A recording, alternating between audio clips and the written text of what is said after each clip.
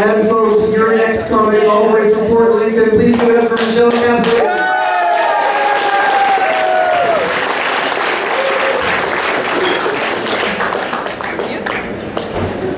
Hello.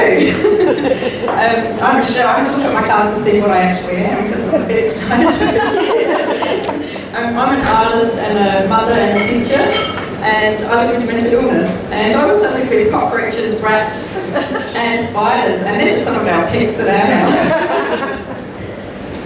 So I was really excited about doing this stand-up gig, and I went home and told my son, and I said, I'm going to be doing stand-up. And he just shook his head and he said, no, Mum, no, you're just not funny. Oh, I am funny, I am. And he wouldn't be convinced, so I just said to him, well, could you come and support me?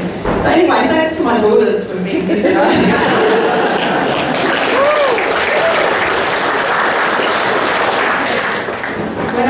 When I was unwell, I had a really hard time getting out of the house. Not because I was unwell, but just because there were so many piles of stuff. I couldn't get out the door, so. And it's, you know, after all, you're not a hoarder if there's pathways still. I get really anxious leaving home and going out in public, especially in big shops. So we've got a Kmart at Port Lincoln, which is huge. And I'd always get really nervous going there. So I was there and I kept changing my mind about what I'd do. I was thinking I'd go over here and get the sheets, and then I thought, no, I'll go get the towels first. And I got myself into a bit of a tangle, but the staff were really great. They just said things like, security for section 7.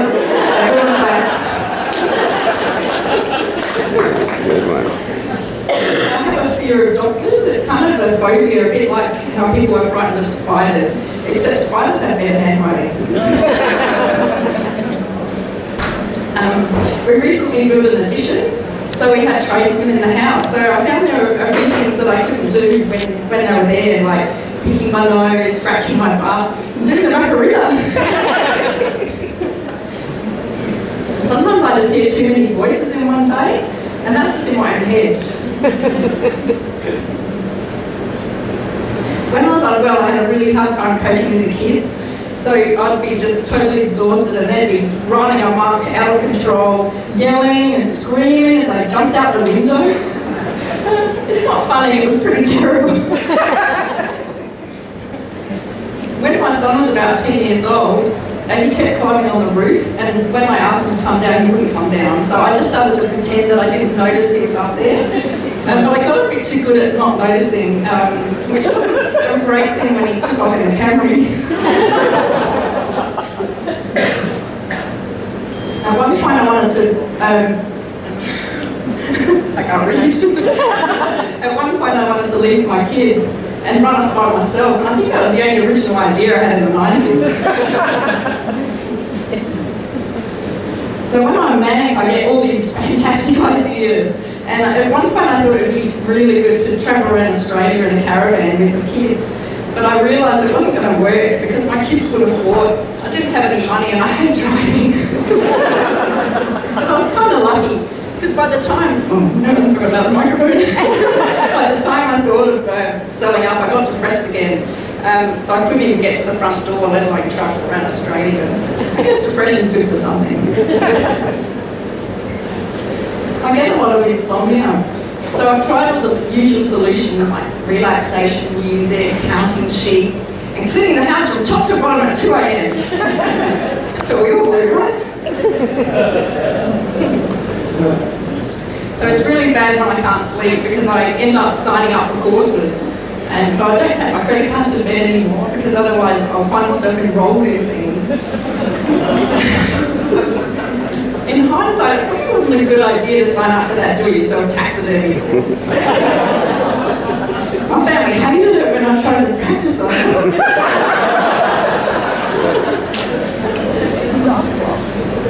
Have you ever noticed that everyone has a solution to insomnia? They'll tell you things like, you should have a cup of hot milk, or you should do a meditation. And I'm thinking, you should shut your mouth.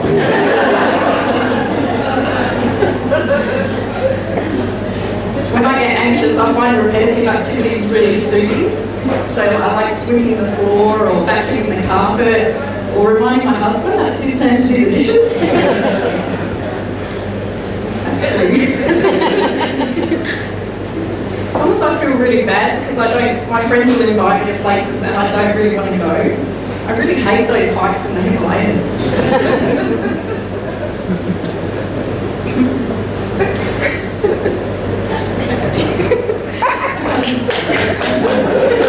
I used to do affirmations, but some of them aren't so good when you've got a really shaky grip on reality. Like I read, you can do anything, and I think, oh, great, next thing I've sold my home, and next thing I've bought a new house and sold my existing one to 3 different people. Or another time I'll read, you can do anything. And I think, yeah, I can do anything. Which explains how I ended up in a $50,000 course for how to be an astronaut. I knew it was legitimate because I found it on the internet. But I've done quite a lot of affirmations. So at one point I was saying stuff like, I'm going to grab my microphone, I'm an amazing person, and I'm a child of the universe. And I'm a person who wants my money back because these affirmations aren't working. Sometimes I feel like I should sell everything I own because I figure I could get at least 20,000 for my kidneys on eBay. And I have a really bad memory, so I can give you 3 really great pieces of advice for supporting people with memory problems. 1, use short words. No, use short sentences actually.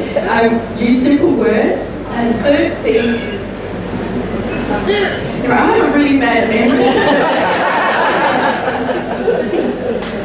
There's a really fine line between living your life in a positive way and being delusional. Being delusional is a lot more fun.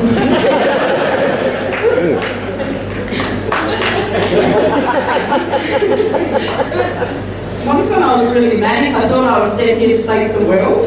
So I really believed it, but a counsellor disagreed with me. But since the recent US election results, I've kind of realised that anything's still possible.